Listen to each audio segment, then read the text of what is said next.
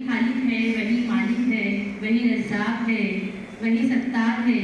तो अल्लाह ताला की तारीफ में चंद अशआर पेश करने के लिए हमद के लिए मैं दावत देती हूँ। कोई पैरेंट्स आना चाहते हैं तो आ सकते हैं। तो मेरी एक बच्ची तैयार है, हम कोई पेश करना चाहता है, अल्लाह की तारीफ में कुछ अशआर पेश करना चाहते हैं पेरेंट्स में से।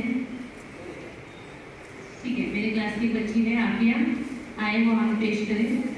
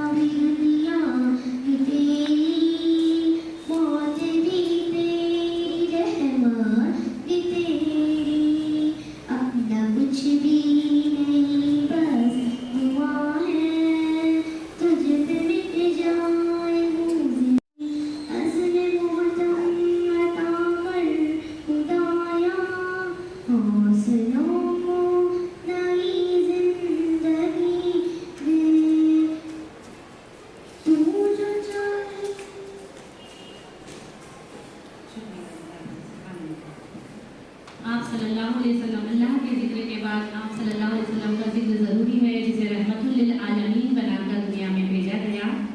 तो आप सल्लल्लाहु अलैहि वसल्लम की तारीफ के लिए नाम के चंद अशआर पेश करने के लिए अदीबा फातिमा को आवाज़ देती हूँ कि वो आए और नाम पेश करें।